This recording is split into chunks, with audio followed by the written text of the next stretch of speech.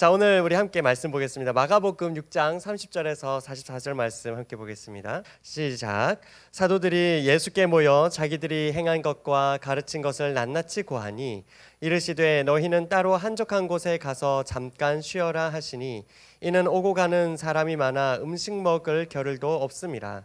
이에 배를 타고 따로 한적한 곳에 갈새 그들이 가는 것을 보고 많은 사람이 그들인 줄 안지라.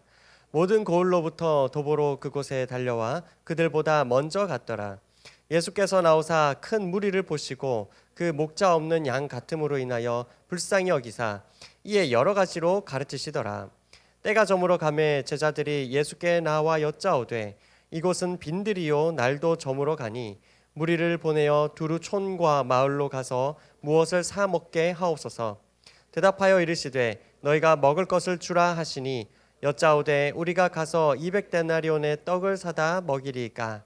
이르시되 너희에게 떡 몇 개나 있는지 가서 보라 하시니 알아보고 이르되 떡 5개와 물고기 2마리가 있더이다 하거늘 제자들에게 명하사 그 모든 사람으로 때를 지어 푸른 잔디 위에 앉게 하시니 때로 100명씩 또는 50명씩 앉은지라. 예수께서 떡 5개와 물고기 2마리를 가지사 하늘을 우러러 축사하시고 떡을 떼어 제자들에게 주어 사람들에게 나누어 주게 하시고 또 물고기 2마리도 모든 사람에게 나누심에 다 배불리 먹고 남은 떡 조각과 물고기를 12바구니에 차게 거두었으며 떡을 먹은 남자는 5,000명이었더라. 아멘. 여러분 유튜브나 이제 책들 중에서 이런 책들의 어떤 제목을 본 적 있을 거예요. 20대를 위한 조언, 그죠? 뭐 20대 때 하지 않으면 후회할 것들, 혹은 뭐 20대에 반드시 해야 될 것들, 뭐 이런 이제 컨텐츠들이 참 많이 있습니다, 그죠? 자, 그런데 특히 20대를 위한 조언 이런 것들을 보면은 책을 보거나 영상을 보면 대체적으로 공통적으로 강조하는 내용이 있습니다. 두 가지를 꼽아보자면 첫 번째로는 경험인 것 같아요. 그리고 두 번째로는 관계를 말합니다. 먼저 경험에 대해서 가능한 많은 경험을 해라라고 조언을 합니다. 그죠? 많은 시도를 해보고 그만큼 많은 실패를 또 해보라는 이야기입니다.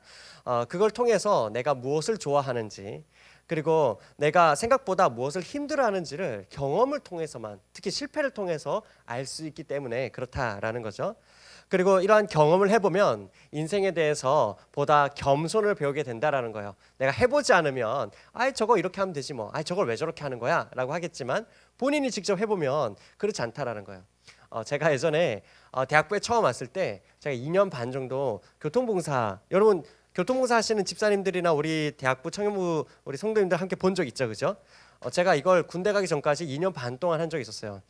추운 겨울 아침 일찍 일어나서 나가서 이렇게 교통봉사하고 그나마 지금 서초 여기는 굉장히 교통이 좋잖아요. 그런데 저희가 강남에 있을 때는 정말 골목골목마다 이 이중 주차를 막느라 그리고 이중 주차를 어쩔 수 없이 한 곳은 일방 통행이 되니까 이걸 중간에서 빨리 끊어주지 않으면 이제 난리가 나는 겁니다. 그러니까 동네 주민들한테도 욕먹고 뭐 지나가는 사람들한테도 욕먹고 욕바지가 되는 거예요. 자, 그걸 경험해봤기 때문에 웬만해서가 아니라 뭐 제 기억에는 없는 것 같아요. 마트나 백화점 갔을 때 이렇게 주차 안내해 주시는 분들을 향해서 저는 늘 감사한 마음만 갖고 있습니다. 네, 혹시 잘못 안내해 주셔도 힘드셔서 그렇겠거니, 네, 그렇게 하고 있습니다. 해봤으니까 그게 얼마나 좀 복잡하고 힘든지를 아는 거죠. 두 번째로는 관계입니다. 다양한 관계를 맺어 보아야 성장할 수 있다는 거죠. 그리고 20대 때가 그래도 이해타산을 따지지 않고 그래도 진실한 관계를 맺을 수 있는 그래도 마지막에 그 기회들이라는 이야기인 것 같아요. 그러면 결국에 노년으로 갈수록 이 이해타산을 따지지 않고 맺은 그 진실한 관계가 참 그 인생의 자산이 되더라 하는 그러한 조언들이 많은 거 여러분 많이 보셨을 거예요. 뭐 단적인 예로 누구도 죽음을 앞두고서 하는 이야기 속에는 뭐 내 부동산이 얼마다, 내 집이 몇 채인데 우리 내가 참 차는 말이야, 이런 얘기하는 사람 아무도 없다는 거예요. 죽음을 앞두고서 하는 모든 사람들의 공통적인 말은 사랑하는 누구가 보고 싶고 또 누구누구한테 좀 미안하고 이런 사람에 대한 이야기를 한다는 거죠. 여러분, 경험과 관계를 강조하는데요. 그런데 이 두 가지가 다른 것 같지만 그럼에도 이 두 가지 안에는 공통된 요소가 있습니다. 그게 뭐냐면 바로 익숙함으로부터의 탈출이에요. 안정된 것으로부터 그 익숙하지 않은 곳으로 이동하는 것이죠. 안정된 곳으로부터의 탈출입니다. 익숙한 것, 안정된 것으로부터 반대로 거칠고 투박하고 당장에 내 눈에 볼거리보다는 사람들이 모여 있는 그 어떠한 낯선 곳으로 나아가는 것, 그것이 이 경험과 관계라고 하는 이 두 가지가 갖고 있는 공통된 내용인 것 같아요. 여러분, 우리가 오늘 읽은 이 본문은 오병이어의 사건으로 잘 알고 있는 본문입니다. 그죠? 그런데 이 본문 역시 낯선 곳, 거칠고 투박한 곳, 바로 그 지점에서부터 시작됩니다. 여러분, 주님께서 이 오늘 본문이 있기 전에 주님께서는 제자들을 세우시고 부르시고 그 다음에 보내셨습니다. 사람들에게 전파하도록, 하나님 나라의 복음을 전파하도록, 사람들을 고치도록 보내셨습니다. 그리고 사도들이, 이 제자들이 이제 돌아왔어요. 돌아와서 주님 앞에 막 자랑을 합니다. 주님 보십시오. 주님께서 보내셔서 제가 이렇게 전도했거든요. 와, 갔더니 이선인이라는 친구를 만났거든요. 와, 갔더니 이한나라는 친구를 만났어요. 와, 성욱이라는 친구가 오랜만에 한국 들어와서 와, 이렇게 얘기 나눴어요. 이러한 얘기들 하면서 이런 은혜가 있었고요, 저런 은혜가 있었고요, 막 이야기를 나눕니다. 자, 그럴 때 사람들도 또한 예수님께로 몰려 나오고 있었어요. 그러자 예수님께서 잠시 제자들이 좀 쉼을 가질 수 있도록, 왜냐하면 사람들이 자꾸 오가니까 밥을 먹을 겨를이 없는 거예요. 그래서 잠시 너네는 저쪽으로 좀 가자 해가지고 한적한 곳으로 가자, 인적이 드문 빈들로 좀 가자, 이렇게 하십니다. 그러나 사람들은 이 빈들까지도 예수님을 쫓아서 나옵니다. 익숙한 어떤 마을이 아니라 빈들로 나옵니다. 여러분, 오늘 함께 읽은 이 본문에서 자주 등장하는 배경이 있습니다. 그게 뭐냐면 빈들, 한적한 곳이에요. 여러분, 빈들, 한적한 곳, 그럼 어떤 이미지가 좀 떠오르세요? 누가 뭐라고요? 건식 오빠가 광야라고 했어요. 네, 맞습니다. 사실은 여러분, 우리가 빈들, 한적한 곳 이렇게 생각하면 들판이 있고, 그죠? 그래서 뭔가 푸른 초장이 쫙 펼쳐져 있고, 마치 여기는 뭐 녹차밭입니다 할 것 같고, 그죠? 뭔가 제주도에 어떤 푸른 뭔가가 이렇게 펼쳐져 있을 것 같은 그런 생각을 하기 쉬운데 그게 아니라는 겁니다. 여러분, 여기에서 빈들 그리고 한적한 곳이라고 번역되어 있는 이 단어는 사실은 광야입니다. 광야예요. 이스라엘 백성들이 걸어갔던 그 광야, 이 똑같은 단어입니다. 예수님께서 세례를 받으신 직후에 성령에 의해서 내몰린 곳, 광야입니다. 바로 그 광야입니다. 여러분, 황폐한 곳, 광야. 자, 오늘 이 본문이 광야에서 이루어지고 있는데 한 가지 좀 대조해서 볼 것이 있어요. 오늘 본문이 있기 직전에 어떤 내용이 나오냐면 바로 왕궁이 나옵니다. 광야하고는 너무나 다른 환경이에요. 그 왕궁에서 무엇이 벌어지고 있냐면 만찬이 벌어지고 있습니다. 한번 상상해 볼까요? 왕궁에서 일어나는 만찬, 여기 지금 연회석입니다. 이 공간보다 훨씬 넓은 그 공간, 쭉 길게 늘어서서 양쪽에 신하들이 있고 사람들이 가운데에서 춤도 추고 악기도 연주하고 있겠죠. 그죠? 뭔가 조명도 있겠죠. 지금 우리로 치면 뭐 여러 LED도 반짝반짝하면서 아마 이런 사운드도 엄청 이렇게 셌을 것 같아요. 뭐 둠칫둠칫, 그렇죠? 뭐 붐붐붐 이런 소리들이 많이 났을 것 같아요. 요란한 볼거리가 있었을 거고요. 춤 사위가 또 많이 있었겠죠. 그리고 사람들의 흥청망청한 소리가 있었을 거예요. 그러면서도 권력욕으로 가득 찬 그 사람들의 어떤 무언에 주고받는 그 눈빛들, 그 권력욕이 가득 찬 그곳에서 뭔가 견제하면서도 서로 계산이 깔려있는 덕담과 웃음의 소리, 그러면서 악기 소리들, 이런 것들이 가득 찬 왕궁에서의 잔치가 오늘 본문 바로 앞에 배치가 되어 있습니다. 그러나 우리는 알고 있죠. 이 왕궁에서의 잔치의 결과는 우리가 알고 있는 그 위대한 선지자 세례 요한이라고 하는 사람의 아주 비참한 처형이 그 만찬의 결과라는 걸 우리는 알고 있습니다. 그러고 나서 오늘 이어지는 이 본문 마가복음은 이 빈들 광야에서 어떤 만찬이 일어났는가를 우리에게 보여주고 있는 거예요. 여러분, 그래서 오늘 첫 번째로 우리가 주목할 점은 이건 것 같아요. 주님은 이 광야에서 사람들을 만나 주신다는 겁니다. 여러분, 본문에서 목자 없는 양같이 무리를 보셨다 그래요. 이 오병이의 사건, 이 광야에서 일어난 모든 사건의 출발점은 주님께서 광야까지 쫓아나온 그 사람들을 향한 긍휼하게 여기시는 그 마음입니다. 목자같이 여기시는, 그래서 측은하게 여기시는 그 마음. 여러분, 아마 우리가 사랑의 교회에서 계속해서 예배드리는 친구들은 들어보았을 거예요. 그죠? 측은히 여기다. 이 마음은 바로 그 여러 자녀들을 둔 그 엄마의 마음과 같다는 거죠. 자식들이 너무 많은데 정말 찢어질 게 가난한, 그런데 자식들은 많으니까 어떻게든 먹여야 될 거 아니에요. 그 부모의 마음이 어떻겠어요? 여러분, 제가 저희 집에 이제 그 새 가족 있잖아요. 아직 이제 270일 좀 덜 된 친구인데 새 가족 있습니다.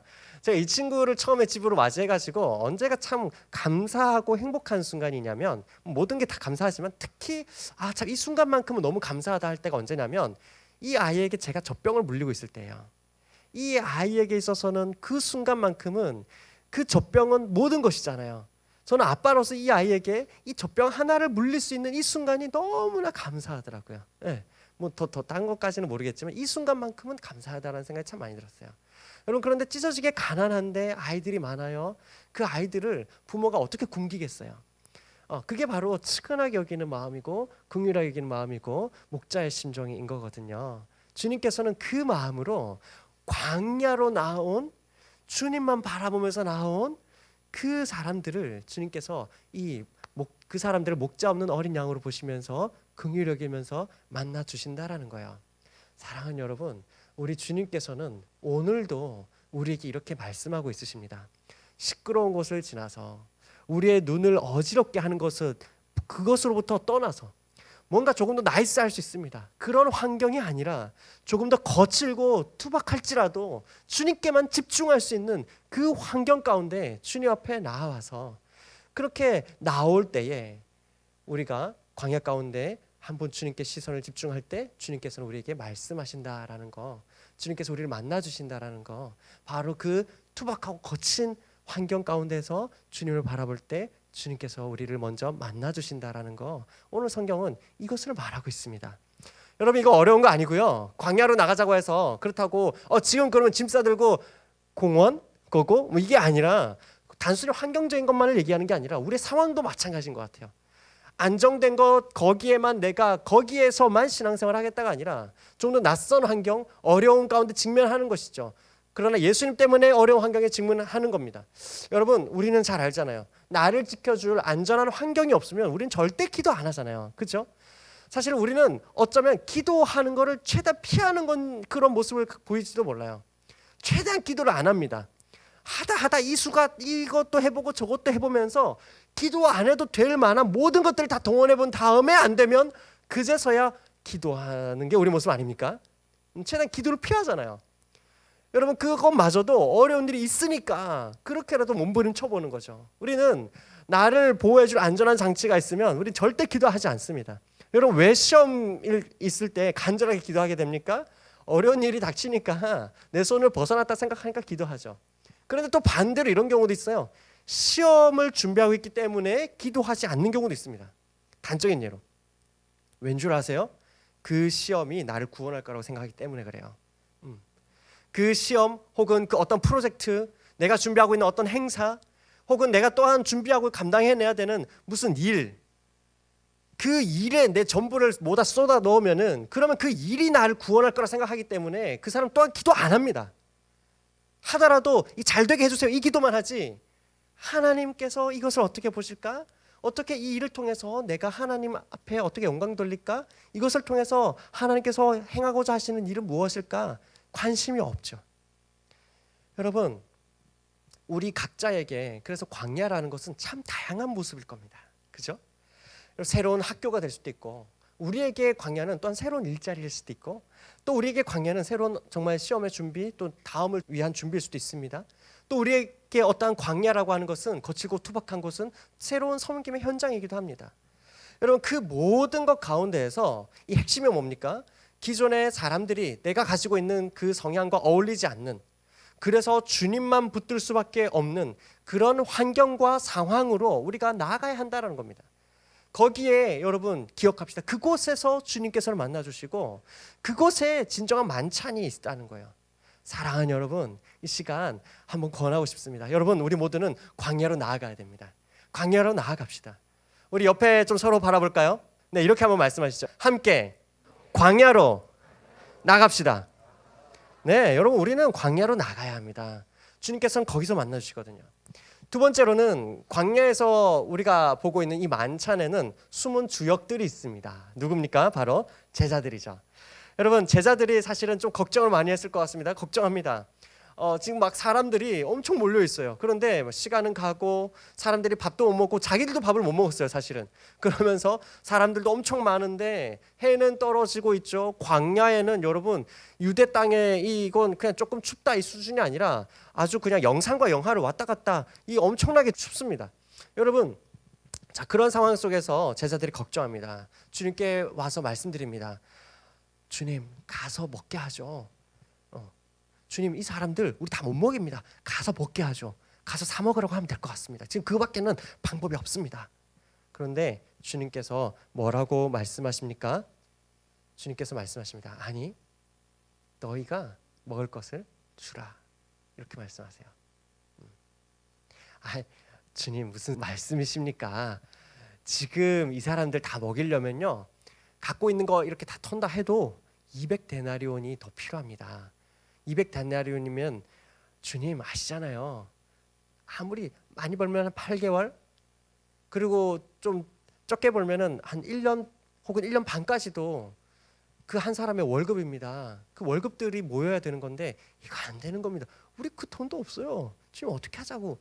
여러분, 그러나 주님 말씀하시죠. 아니, 너희가 먹을 것을 주라라고 하세요. 그 만찬에서.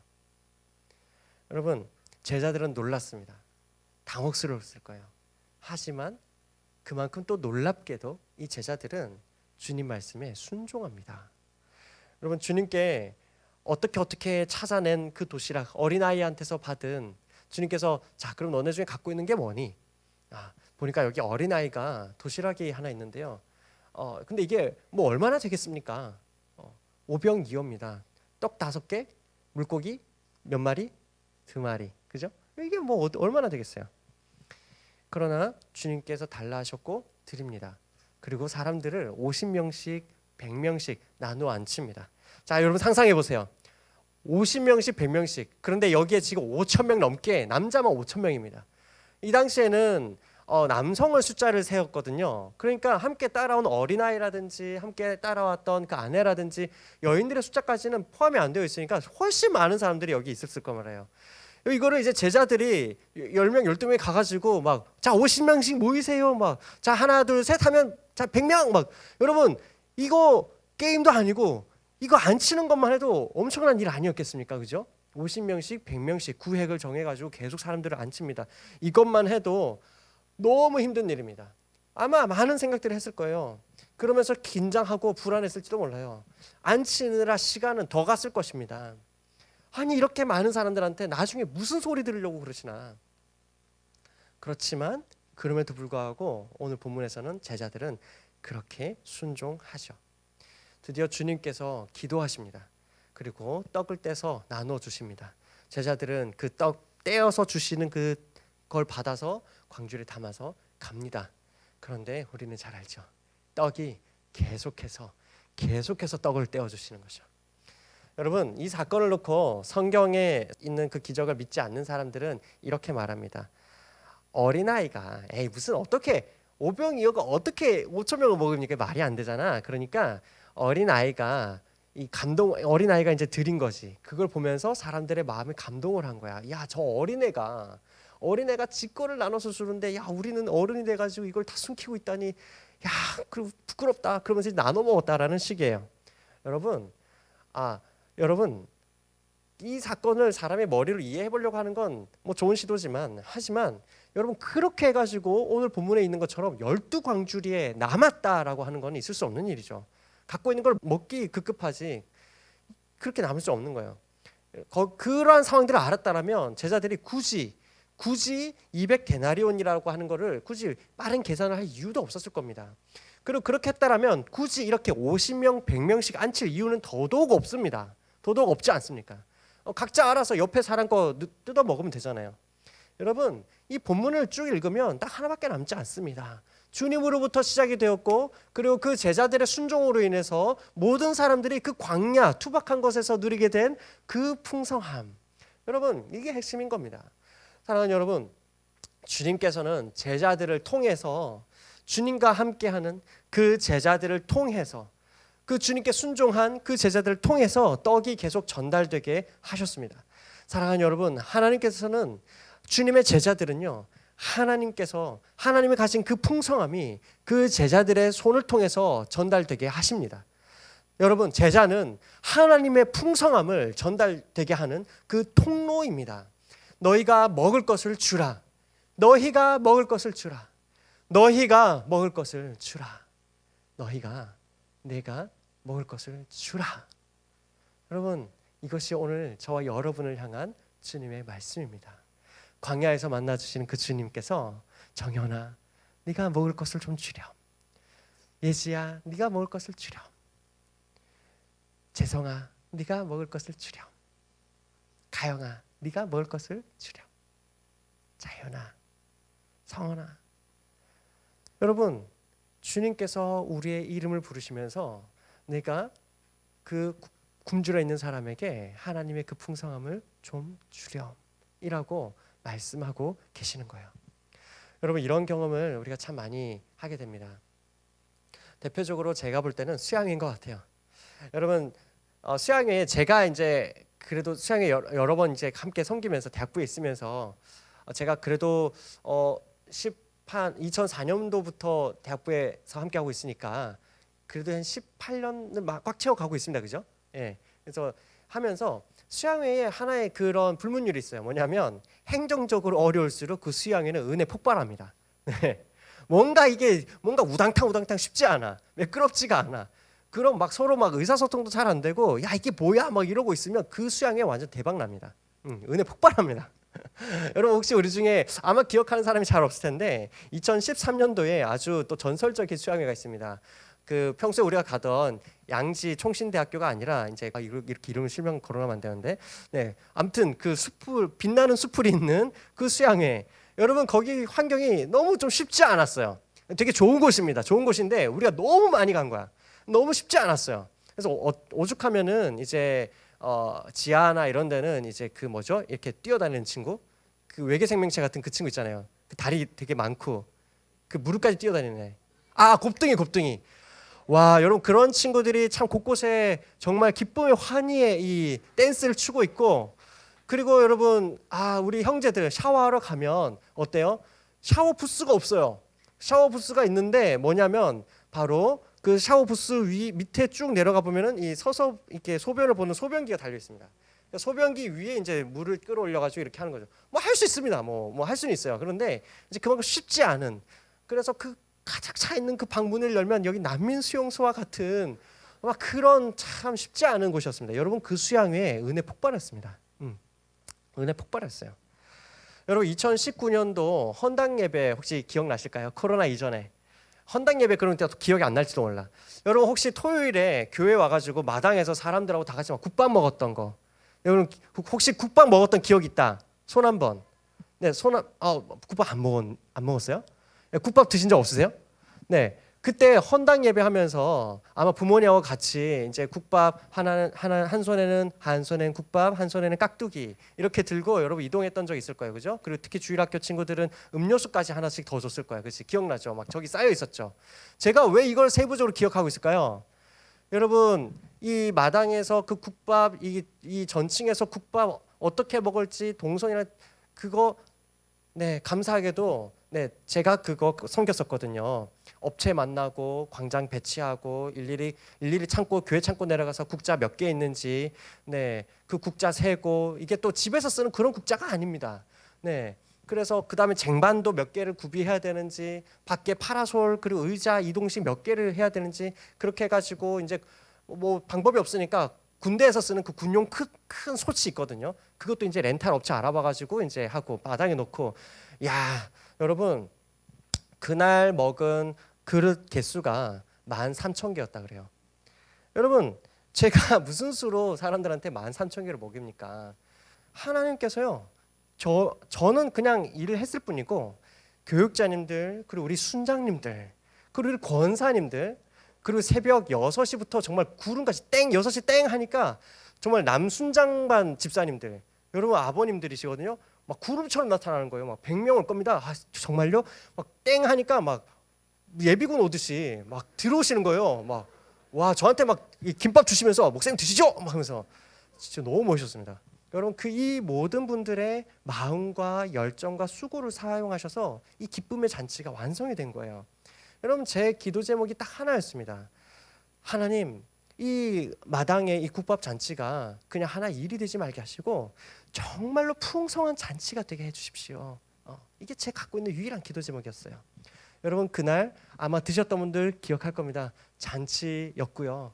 그리고 정말 행사 끝나자마자 정말 삽시간에 정리가 끝났고요.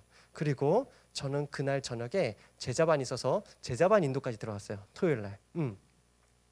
여러분 이 풍성한 은혜의 현장을 경험했던 친구들, 실제 그 현장에 있었던 증인들이 여기 있을 거예요. 그리고 여러분 이런 행사뿐만 아니라 오늘 내 능력을 뛰어넘어서 누군가를 풍성하게 하는 일에 정말 하나님께서 열매를 주신다 하는 것을 직접 경험하고 있는 사람들 여기에 엄청 많이 앉아 있습니다. 누굽니까? 우리 리더들요. 여러분 우리 능력으로 어떻게 하나님 살아있는 이 말씀이 역사하게 합니까? 하지만 내 능력 이상의 열매를 우리의 조언들에게 부어주시는 거, 여러분 그걸 우리가 매 학기마다 경험하고 있잖아요. 그죠? 수고스러움이 있고, 그러나 그래서 때로는 눈물을 흘리고, 그래서 때로는 우리가 참 기도하게 되는데 하나님께서 그 기도를 들으시고 우리 조언들 한 사람 한 사람을 기적같이 살려주시는 것들을 우리 리더들 안에 그 간증이 있잖아요. 사랑하는 여러분, 기억합시다. 광야에서 주님을 만나는 가운데 주님께서는 우리를 통해서 풍성하게 배불리게 해주십니다. 여러분 이것은 우리 개인적인 차원에서도 마찬가지입니다. 여러분 우리는 이 20대에 주님의 풍성함의 통로가 되기 위해서 준비해야 됩니다. 우리의 20대에 주님의 풍성함을 흘려보내는 그 통로가 되기 위해서 철저하게 참 많이 준비를 해야 됩니다. 여러분 그래서 제가 참 이렇게 이 연사 외치고 싶습니다. 여러분 이제 기말고사 끝까지 열심히 하시고, 우리 이제는 뭐 닥쳤으니까 뭐 어쩌겠어요. 이제 벼락치기라도 열심히 해야지, 그죠? 여러분 그 이후에라도 여러분 정말 주중에 열심히 공부하기 바랍니다. 20대 때 여러분 주어진 그 시간에 정말 열심히 일하기 바랍니다. 정말 열심히 일하고 정말 열심히 공부하기 바랍니다. 정말 열심히 준비하기 바랍니다. 여러분 주말에 우리 이렇게 함께 모여서 교제하고 학년 모임하고 너무 좋잖아요. 여러분 이 시간을 위해서라도 주중에 여러분 귀찮더라도 도서관 한 번 더 가고, 귀찮더라도 책상에 한 번 더 앉아있고 그렇게 해야 됩니다. 여러분 놀 거를 다 놀면서, 그러면서 훈련 다 받고 그러면서 준비 잘할 수 있는 사람은 세상에 아무도 없습니다. 그런 사람 없습니다. 여러분 놀 걸 다 놀면서 그러면서 훈련하고 그러면서 공부한다, 이건 말이 안 되는 겁니다. 여러분 우리에게는 하나님의 그 풍성함을 흘려보내야 될 그러한 기회와 그러한 준비해야 될 그러한 여건과 시간이 우리에게 주어져 있는 겁니다. 여러분 이 시간이 또한 우리에게 광야일 수 있죠. 여러분 치열하게 우리는 준비해야 됩니다. 치열하게 준비하면서, 그러나 중요한 건 뭐예요? 늘 주님과 딱 달라붙어 있어야 되는 거예요. 여러분 다른 사람들을 살리기 위해서 우리는 준비해야 됩니다. 여러분 우리 다른 사람을 살리기 위해서, 만찬을 준비하기 위해서 함께 서로 격려하면서 그렇게 준비해 나가는 거예요. 여러분 이 시간 한 번 더 격려합시다. 따라해볼까요? 광야에서 함께 만찬을 준비합시다. 네, 여러분 이 만찬 세 번째로 이 만찬은 방금 말씀드린 것처럼 이 풍성한 만찬의 비결은 바로 주님의 말씀을 듣고 받는 것에 있습니다. 주님의 그 광야에서 허락하시는 그 말씀에 반응하는 것이, 그 반응에서 순종함으로 나아가는 것이, 그것이 이 풍성함의 비결이라는 거예요. 우리 지난주에 함께 보았던 말씀 기억하죠? 여러 네 가지 땅의 비유가 있었습니다. 그죠? 여러분 마가복음 4장 20절에서 뭘 말합니까? 좋은 땅에 뿌려졌다는 것은 곧 말씀을 듣고 받아 30배, 60배, 100배의 결실을 하는 자니라 라고 말하고 있습니다. 여러분 요한복음 15장 5절에서 또한 이렇게 말씀하시죠. 함께 읽어볼까요? 시작. 나는 포도나무요 너희는 가지라. 그가 내 안에 내가 그 안에 거하면 사람이 열매를 많이 맺나니 나를 떠나서는 너희가 아무것도 할 수 없음이라 라고 말씀하고 있습니다. 여러분 열매를 많이 맺을 수 있는 비결은 주님께 붙어있는 것밖에 없습니다. 여러분 그 줄기로부터 떨어져서 혼자 열매 맺을 수 있는 가지는 아무것도 없습니다. 없어요. 그 가지에게 붙어있으면 계속해서 열매를 해마다 풍성하게 맺을 수 있는 거예요. 여러분 그리고 30배, 60배, 100배의 결실이라고 하잖아요. 여러분 이건 사람의 힘으로 할 수 없는 숫자라고 해요.